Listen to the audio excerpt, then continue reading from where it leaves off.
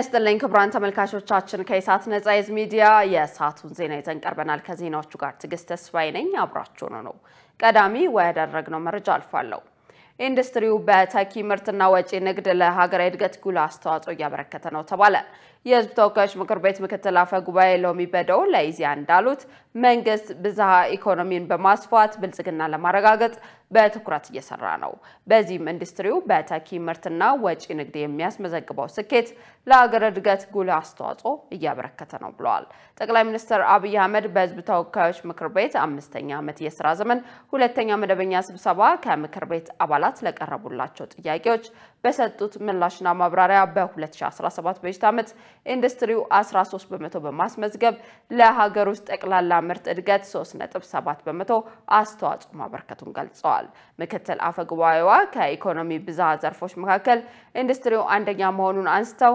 ዘርፉ በተኪ ምርትና ወጪ ንግድ ላይ አበረታች ውጤት ማስመዝገቡን ገልጸዋል ኢንዱስትሪው በጥቅል ሀገራዊ እድገት ላይ የጎላ አስተዋጽኦ ያበረከተ ነው ያሉት ምክትል አፈ ጉባኤዋ ኢትዮጵያ በራሷ አቅም ለማደግ የሰነቀችውን ራዕይ ለማሳካት ያግዛል ብለዋል ይህም ኢትዮጵያ የጀመረችውን የብልጽግና ጉዞ ለማረጋገጥ በመታደርገው ጥረት የሚገድባት ምንም ነገር እንደሌለ ማሳያ መሆኑን አስረድተዋል የኢትዮጵያ የማደግ የመለውጥና የማንሰራራት ጉዞ በትክክለኛ መንገድ ላይ መሆኑን የገለጹት ምክትል አፈ ጉባኤዋ በዘርፉ የሚወጡ ፖሊሲዎች እቅዶችና ህጎች ኢንዱስትሪውን የሚያሻግሩ ናቸው ብለዋል መንግስት የዘርፉን ተወዳዳሪነት ለማሳደግ ከብድር አቅርቦት ጀምሮ በርካታ ማበረታቻዎችን እየሰጠ መሆኑን ተናግረዋል በኢንዱስትሪው ዘርፍ በቁርጠኝነት የተከናወኑ ስራዎች ውጤት እየተመዘገበባቸው መሆኑን ምክትል አፈ ጉባኤዋ ጠቁመዋል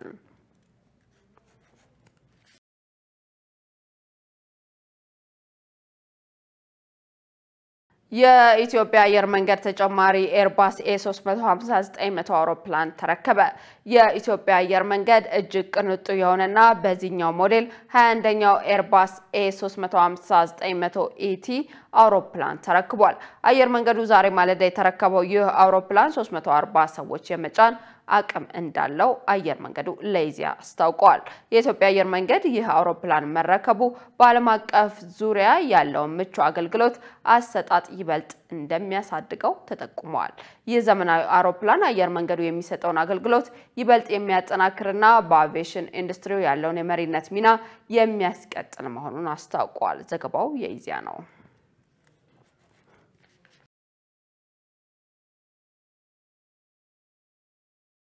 ሜድሶል በአፍሪካ የመጀመሪያውን ቅርንጫፍ በአዲስ አበባ ከፈተ ዓለም አቀፉ የንግድ ምልክት የሆነው ሜድሶል የላብራቶሪ አገልግሎት የሚሰጥ ተቋም ሲሆን በቀጣይ አገልግሎቱን ለጎረቤት ሀገራት ለመስጠት እንደተዘጋጀ ተገልጿል ሙሉቀን ሰለሞን ዋና መቀመጫውን በተባበሩት አረብ ኤሚሬትስ ዱባይ ያደረገውና ዓለም አቀፍ የንግድ ምልክት የሆነው ሜድሶል በአፍሪካ የመጀመሪያ የላብራቶሪ ማዕከል የሆነውን ቅርንጫፉን በአዲስ አበባ በመክፈት በዛሬው ዕለት አስመርቋል በማስመረቂያ መርሃ ግብሩ ላይ የተገኙት በጤና ሚኒስቴር የሚኒስትሩ አማካሪ አቶ ክበበ ወርቅነህ ዘርፉ በመንግስት ብቻ የሚሸፈን ባለመሆኑ የግል ተቋማትና ድርጅቶች እንዲሰሩ ድጋፍ እየተመቻቸላቸው መሆኑን ጠቅሰዋል ሜድሶል ዳያግኖስቲክ ኢትዮጵያም የዚህ ድጋፍ ውጤት መሆኑን ተናግረዋል የግል ባለሀብቶች ወደዚህ ኢንቨስትመንት ገብተው እንዲሰሩ ምንም እንኳን ማበረታታት እንደተጠበቀ ሆኖ ወደዚህ ለመምጣት ግን ሰፊ ወደ ኋላ የማለት ሁኔታዎች አሉ ነገር ግን አሁን መንግስት ባመቻቸው መሰረት የተሟላ ድጋፍ በመንግስት ደረጃም እየተደረገላቸው ወደዚህ ኢንቨስትመንት እንዲገቡ የማድረግ ሁኔታ አለ አንዱም የዚህ ሜድሶል አድቫንስድ ቴክኖሎጂ ይዞ የመጣው የምርመራ የላብራቶሪ ውጤት አንዱ ማለት ይቻላል አሁን ይሄን መሰል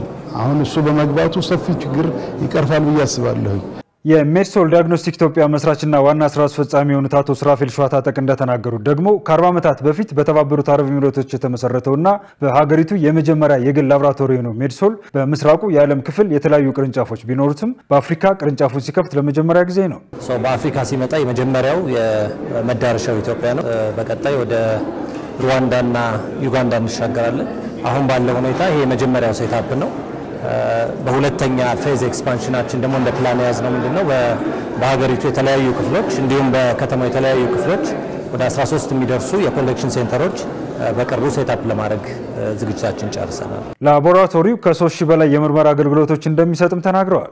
በጣም ቤዚክ ከሚባሉ ቴስቶች አገር ውስጥ ከሚሰጡ ቤዚክ ከሚባሉ ቴስቶች በተጨማሪ በጣም ሃይ ኤንድ የሚባሉ ቴስቶች እና ምናልባትም ከዚህ በፊት ወደ ውጭ ሀገር እያስላክን ስናሰራ የነበርናቸው ላቦች እዚሁ በአገር ውስጥ ካፓሲቲ መስራት የምንችልበትን እድል ፈጥረናል። ከዛ በተጨማሪ ግን በሀገር ውስጥ ሊሰሩ የማይችሉ ቴስቶች ደግሞ ወደ ራሳችን ላብ ወደ ዱባይ ላብ ልከን አሰርተን በአጭር ጊዜ ውስጥ የፔሸንቱን ሪዛልት ማምጣት የምንችልበት ሴታፕ ነው ማለት ነው። ስለዚህ ኦል ኢን ኦል ከ3000 በላይ የሚደርሱ የቴስት ሜኒዎች አሉ ማለት ነው።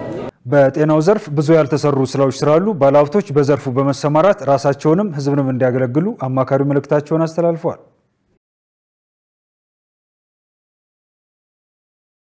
የመንግስትን ንብረት ጠግኖ በጥቅም ላይ አለማዋል ተጠያቂነትን ያስከትላል ተባለ።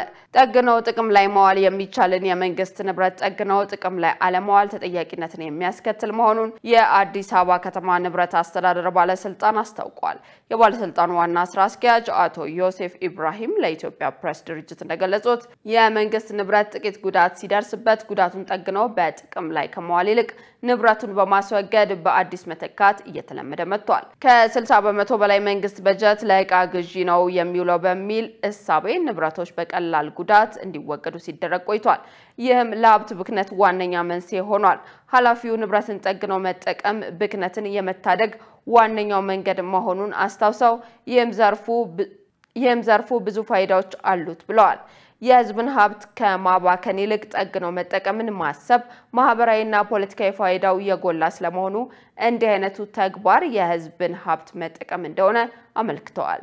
ንብረትን መጠገንና ማስወገድን በተመለከተ የህግ ማዕቀፍ በማደራጀት መመሪያ ወጥቷል ያሉት ኃላፊው የኦዲት ክፍተት ከተገኘ ተጠያቂነትን ማስከተሉን እርምጃ እስከ መውሰድ ድረስ የሚያስኬድ መሆኑን ተናግረዋል። ዘገባው የጋዜጣ ፕላስ ነው።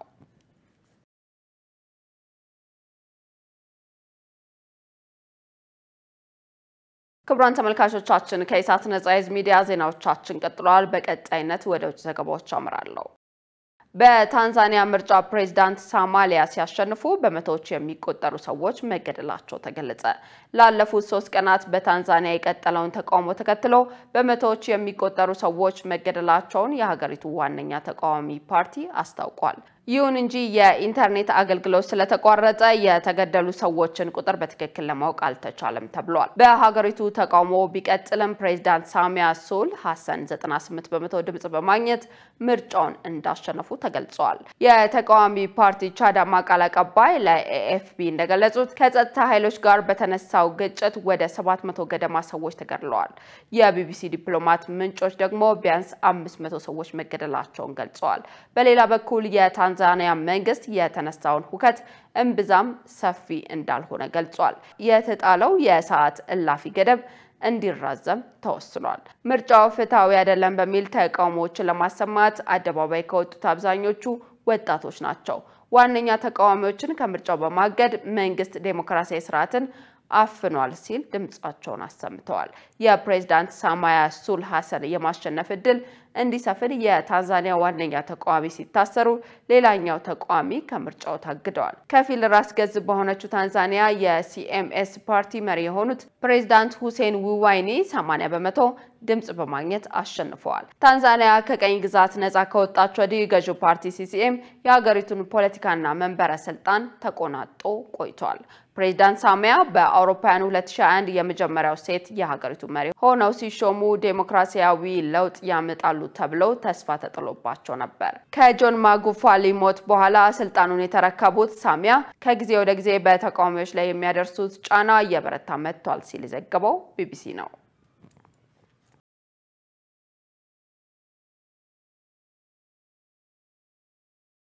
የቀድሞ የአሜሪካ የስርዓት ለውጥ ስትራቴጂ በትራምፕ ጊዜ አብቅቷል ሲሉ የአሜሪካ ብሔራዊ መረጃ ዳይሬክተር ተናገሩ።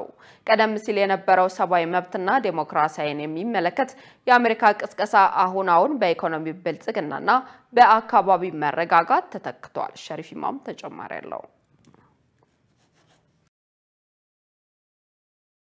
የአሜሪካ ብሔራዊ ደህንነት ዳይሬክተር አርብ ዕለት መካከለኛው ምስራቅ ላይ ለባለስልጣን እንደነገሩት አሜሪካ ቀደም ሲል የነበራት የሥርዓት ለውጥ ወይም የሀገር ግንባታ ስትራቴጂ በፕሬዝዳንት ዶናልድ ትራምፕ ዘመን አብቅቷል ብለዋል። የደህንነት ዳይሬክተሯ ቱልሲ በባህሬን ከሚካሄደው ዓመታዊ ደህንነት ስብሰባ ቀደም ብለው በሰጡት አስተያየት ትራምፕ በዚህ ዓመት መጀመሪያ ላይ ወደ መካከለኛው ምስራቅ ያደረጉ ጉዞም የዚሁ አካል ነው ብለዋል። በትራምፕ ሁለተኛ የስልጣን ዘመን አሜሪካ ቀደም ሲል ከነበራት አካሄድ ወጣ ብላ ማለትም ስለ ሰብአዊ መብቶችና ዲሞክራሲ ከመናገር በተለየ በኢኮኖሚያዊ ብልጽግናና በክልላዊ መረጋጋት ላይ ታተኩራለች ብለዋል። ለዚህ ማሳያ የሚሆነው የእስራኤል ሐማስ የጋዛ ጦርነት በተኩስ አቁም ስምምነት እንዲቋጭ መደረጉ በኢራንና በእስራኤል መካከል የተካሄደውን የ12 ቀናት ጦርነት ለመቋጨት አሜሪካ የኢራንን የኒውክሌር ፕሮግራም ማውደሟ መሆኑ ተወስቷል።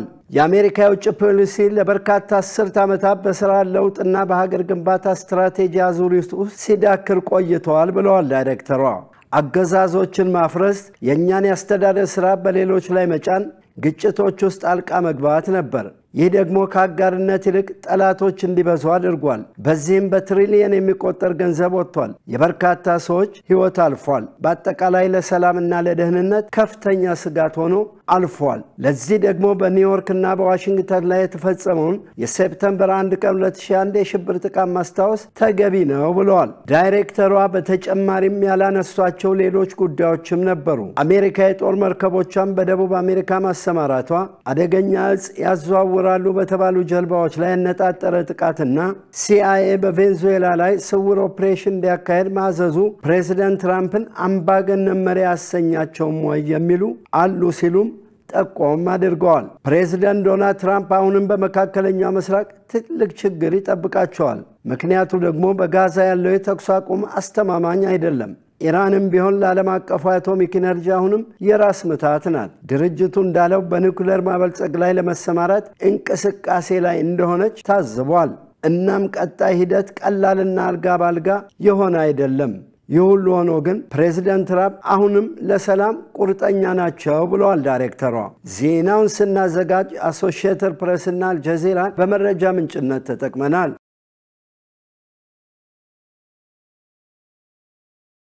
ክቡራን ተመልካቾቻችን ከኢሳት ነፃ የህዝብ ሚዲያ ለሰዓቱ ያዝናቸው ዘገባዎች በዚህ ተጠናቀዋል። ዜናዎቹን እየመራው ትግስት ተስፋ አብሬያችሁ ቆየው። መልካም ጊዜ።